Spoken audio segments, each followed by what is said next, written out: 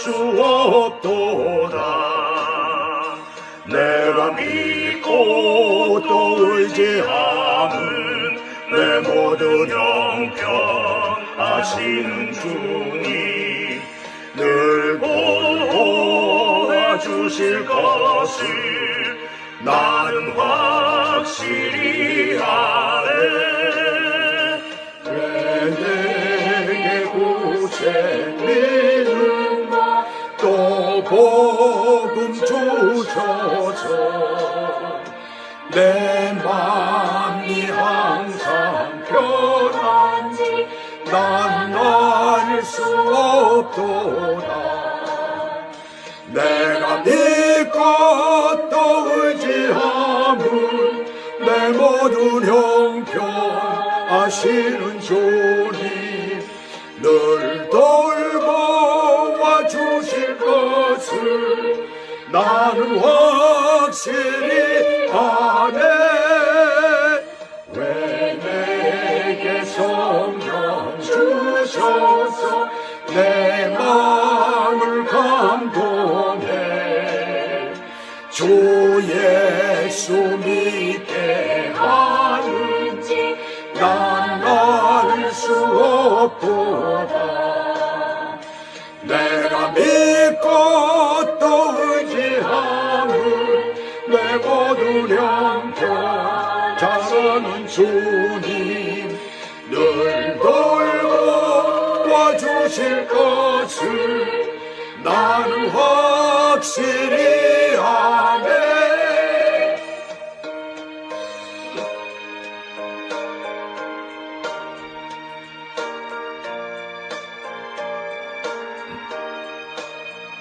주 언제 강림하실지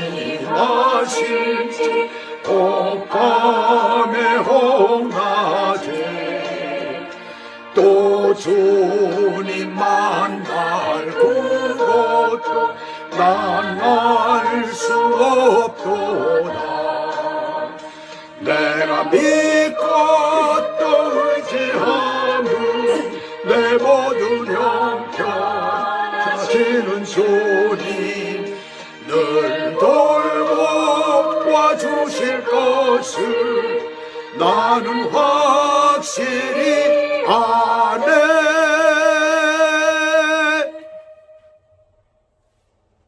아멘. 자, 오늘 하나님의 말씀은 창세기 39장 1절에서 6절까지입니다. 창세기 39장 1절에서부터 6절까지.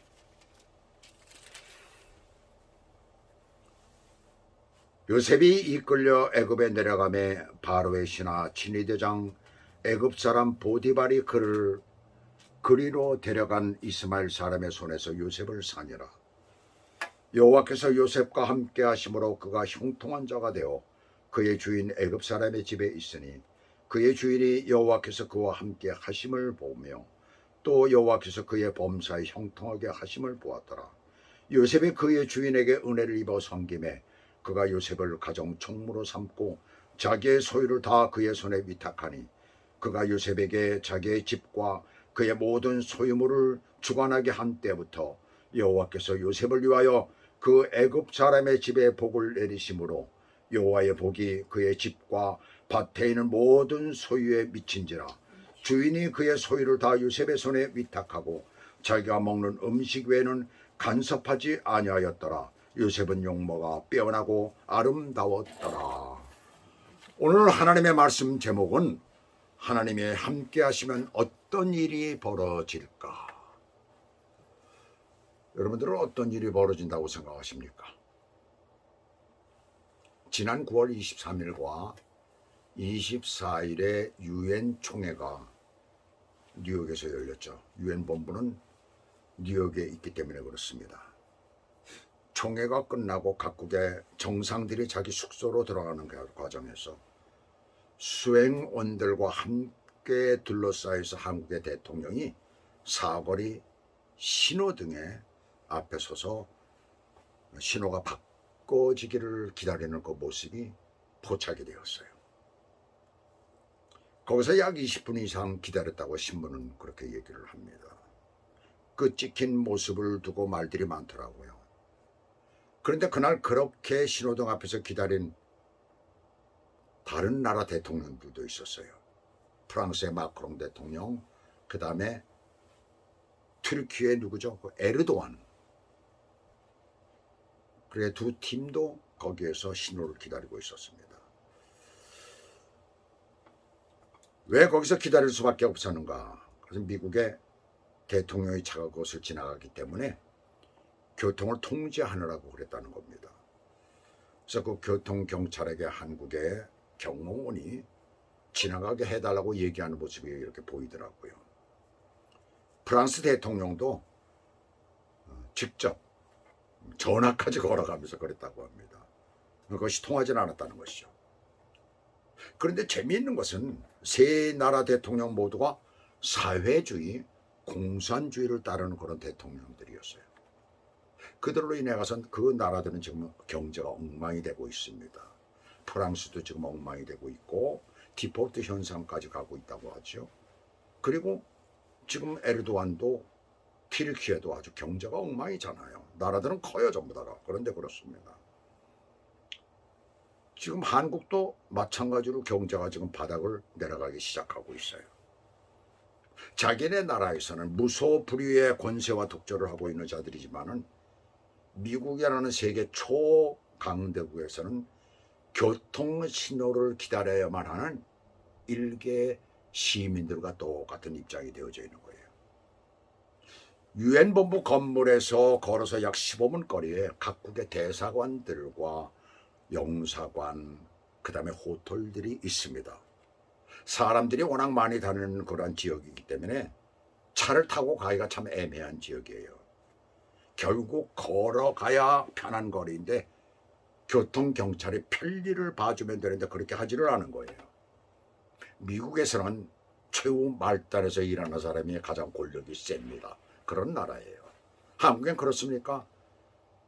교통경찰들 보면 막 욕을 해대죠. 천만에 말이에요. 미국에서 그랬다간 그대로 수갑 채워집니다. 여러 사람이 덤벼들면은 다 쇠고랑 찹니다. 그것이 미국이에요. 그럼 그 윗대가리들 위에 있는 사람들이 절대로 힘을 가할 수 없도록 되어 있는 거예요. 법으로. 오래전에 쿠바의 대통령 피엘 카스트로가 유엔총회에 참석을 했다가 나중에 그 당시 뉴욕 시장이었던 줄리아니 시장이 각국의 정상 약 145명을 갖다가 만찬장에 초대를 했어요. 자기가 만찬을 멋있게 열고 초대를 했는데 그때 카스트로를 살짝 빼놨습니다. 왜? 그는 공산주의 독재 국가의 나라 대통령이기 때문에 그를 무시해버렸습니다. 그때는 카스트로가 성질이 나겠어요? 안 나겠어요? 화딱지가 났겠죠. 화가 나니까 내가 가겠다. 가면은 나를 안 들여보내겠느냐 너희들이 딱 갔다가 그 자리에서 문에서 거절당했습니다. 문을 지키는 문지기들 경호원들에게 거절을 당했습니다. 아주 유명한 예화죠. 미국의 뉴욕시장은 그 위세가 대단합니다. 뉴욕시 5개 보로 가운데의 하나인 맨하튼 보로는 그 경제 규모가 굉장하지요.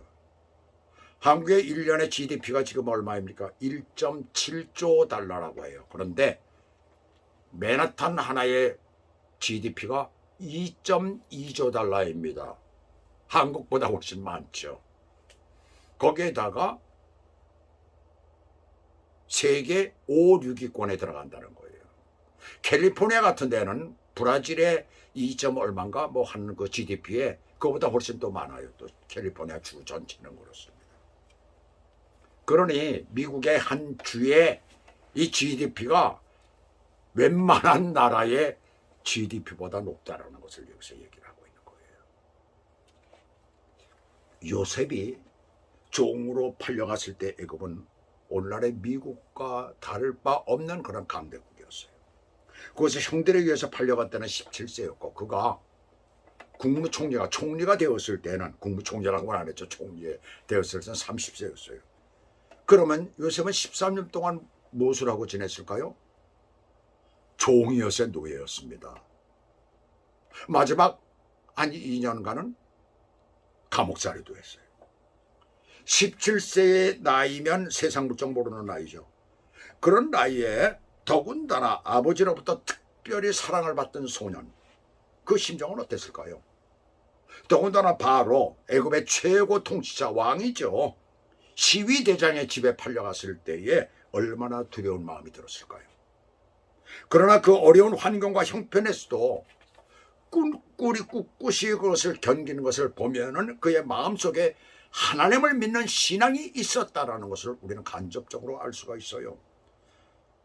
그렇게 엄청난 환경 가운데 그가 떨어지게 된 것도, 그런 엄청난 그러한 집에 떨어지게 된 것도 하나님의 기쁘신 뜻이 있다는 것을 아마 신앙을 가진, 어렸으면서 신앙을 가진 이 요셉은 아마 어렴풋이 깨닫고 있었을 것이라고 저는 생각이 듭니다. 하나님의 기쁘신 뜻이 있다는 것은 하나님께서 함께 하신다는 것이지요. 하나님이 함께 하신다면 과연 어떤 일이 벌어질까? 첫째로 오늘 2절을 보시면 여호와께서 요셉과 함께 하심으로 그가 형통한 자가 되어, 형통한 자가 된다는 겁니다. 하나님이 함께 하시면. 잘 들으세요. 내가 왜 형통하지 못할까라고 하잖아요. 근데 하나님이 함께 하시지 않기 때문에 그렇습니다. 하나님이 함께 하신다면 형통한 자가 된다는 거예요. 지금 말씀은 우리들에게 그걸 가르쳐주고 있는 거예요. 그의 주인 애굽 사람의 집에 있으니, 그로 말미암아 그의 주인 애굽 사람 집에 있었다는 것입니다. 굉장히 높은 사람 아니 시위대장인데요. 시위대장은 왕이 가장 믿을 수 있는 사람이잖아요. 하나님께서 요셉과 함께 하신다는 것을 표면에 드러내 지금 증명하고 있는 거예요. 첫 서두에 여호와께서라고 나오는 것은 요셉의 삶이 실제적으로 하나님이 주관하신다는 것을 보여주고 있어요. 이렇게 함께 하시니까 어떤 일이 벌어질까요? 형통한 자가 되어 그의 주인집에 있게 되었다는 거예요. 자, 그렇다면 어쩌면 주인집이 아닌 다른 곳에 갈 수도 있었다는 것을 여기서 말하고 있잖아요. 그렇잖아요. 그것을 세상 사람들은 운이라고 얘기를 합니다. 우리가 편을 갈라서 경기를 할 때 특별히 잘하는 친구가 같은 편이면은 이길 확률이 높잖아요. 그래서 우리가 어렸을 때 어떤 경기를 하거나 그러면 좀 잘하는 아이가 있는 편에 가려고 애를 씁니다. 회사도 큰 회사를 들어가면 앞길 빤히 열리는 거예요. 연봉은 물론 할 일도 많고 그래서 배우는 것도 많아집니다. 취업을 준비하는 젊은이들 사이에서는 대기업을 꿈의 직장이라고 얘기를 하는 이유가 바로 그래서 그런 거예요. 그곳에 들어간다면 그것을 운이라고 얘기를 합니까? 원래는 실력이라고 얘기를 하고 모든 그동안에 쌓았던 어떤 스펙이다 이렇게 얘기를 하잖아요. 근데 성경은 형통이라고 얘기를 합니다. 큰 회사 안에서도 여러 부서가 많잖아요. 맡겨진 일들이 서로 다르죠. 어떤 부서는 굉장히 바쁘며 일이 많으면서 굉장히 중요한 것을 다루는 그런 부서가 있고, 어떤 것은 굉장히 편해요. 할 일이 없는 거 한산한 거예요. 그러나 주목받지 못하는 것입니다. 그렇다면은 직장에 들어간 그 사람이 어떤 부서에 가기를 원합니까? 사람들로부터 인정을 받는 곳을 가려고 원할 거예요. 자, 그렇다면은 애굽의 바로의 시위의 대장의 집이라면 그 권세가 엄청났을 거예요. 집도 엄청나게 컸을 것입니다. 많은 그 안에서 일하는 사람들이 있을 거예요. 그래서 그 집에서 하는 일도 여러 가지로 구분되어 있었을 거예요. 하나씩 얘기를 한다면 집 지키는 사람도 있었을 것이고, 청소하는 사람도 있었을 것이고, 정원 관리사도 따로 있었을 것이고, 마업관 지기도 있었을 것이고, 농사 짓는 사람, 농사 짓는 것이 밭이 있더라고요. 보니까 농사 짓는 사람도 있었을 것이고, 그 외 잡다한 심부름을 하는 사람도 있었을 것이고, 비선 노릇을 하는 사람도 있었을 것이고, 뭐 다양했을 것입니까? 집 안에서 일하는 사람, 또 집 밖에서 일하는 사람, 가족과 직접 상대하는 사람도 있었을 것이잖아요. 그런데 보시면 요셉은 그 주인 가까이에 있었음을 알 수가 있어요. 그렇다면 어떻게 이렇게 좋은 위치에서 일하며 살 수 있었을까? 나중에 나옵니다만 요셉은 외모도 좋았고 사람들과의 관계에서도 어려서부터 좋은 품격, 특히 깊은 신앙의 사람이었음을 여기서 우리가 알 수가 있습니다. 깊은 신앙의 사람, 형통한 사람은 어디에서도 빛이 나게 되어 있다라는 것을 우리들에게 보여주고 있습니다. 오직 하나님만을 섬기며 사는 사람은 악한 생각을 갖지 않기 때문에 그 얼굴에서도 그것이 보여지는 거예요. 더 중요한 것은 하나님이 그렇게 하신 것입니다. 더 좋은 위치에서 일하도록 하나님이 직접 만드신 것입니다. 에베소 5장 1절을 보시면 그러므로 사랑을 받는 자녀같이, 저는 이 말을 좀 바꾸고 싶어요. 형통을 받는 자녀같이, 형통함을 받는 자녀같이 너희는 하나님을 본받는 자가 되고 라고 했어요. 그러면서 곧바로 2절에 보시면 그리스도께서 너희를 사랑하신 것 같이 너희도 사랑 가운데서 행하라. 그는 우리를 위하여 자신을 버리사 향기로운 제물과 희생제물로 하나님께 드리셨느니라. 그리고 저 유명한 말씀이 나오죠. 3절에 음행과 온갖 더러운 것과 탐욕은 너희 중에서 그 이름조차도 부르지 말라. 이는 성도에게 마땅한 반이라 그랬습니다. 이것이 바로 예수님께서 나 대신 보내겠다 라고 약속하신 성령의 충만한 삶의 모습입니다. 성령이 충만한 사람, 오늘날 우리가 성령 충만한 사람은 바로 이와 같은 하나님이 함께 하실 뿐만 아니라 그 삶이 형통해진다는 것을 우리에게 말씀하고 있습니다. 왜 내가 형통하지 못할까? 성령 충만하지 못해서 그렇습니다. 성령 충만한 자는 삶의 모습도 하나님을 닮는 삶입니다. 그 삶은 모든 것이 형통해지는 거예요. 하나님을 본받는 자가 어떻게 악한 생각을 하게 됩니까? 그러니 그 얼굴에 항상 밝고 선한 기운이 흘러넘치는 거예요. 자기가 힘쓰지 않아도 그 길이 형통해지는 것입니다. 이 부분을 우리가 잘 깊이 생각해야 되는 거예요. 왜 나의 삶은 형통하지 못할까? 바로 이렇기 때문에 그렇습니다. 둘째는 하나님의 형통하심을 입은 사람은 그 길이 초고속으로 올라가 초고속 승진이 된다는 거예요. 보세요. 보통 가정의 총무 일꾼의 최고 책임자라고 하면 어떤 사람들이 되게 합니까? 나이도 좀 듬직하고, 그리고 그 가정에서 오랫동안 일한 사람, 그 가정의 주인을 가장 사랑하는 사람, 절대적으로 믿을 수 있는 사람, 힘을 얻은 사람이라야 돼요. 그런데 요셉은 불과 노예로서 들어온 지 얼마 되지도 않을 뿐만 아니라 20대의 젊은 나이였어요. 그것도 노예의 신분이었어요. 이게 가능한 얘기입니까? 그런데 왜 주인이 그렇게 그를 높였을까요? 여기에 보시면 두 가지가 나와요. 하나는 3절에서 잘 설명을 해주고 있죠. 그의 주인이 여호와께서 그와 함께 하심을 보며 그랬어요. 여기서 보다라는 단어는 여기 본문 가운데 보게 되면 2번 나오는데 사실은 원어상으로 보면 한 번 나오는 단어입니다. 라라는 단어인데 보다는 뜻과 그 다음에 관찰하다, 발견하다, 알다, 깨닫다라는 그런 의미를 가지고 있어요. 그냥 보는 정도가 아니라 주인인 보디발은 하루하루 시간이 지나면서 하나님께서 요셉과 함께 하신다는 것을 깨달은 거예요. 자, 무엇을 우리들에게 말해주고 있습니까?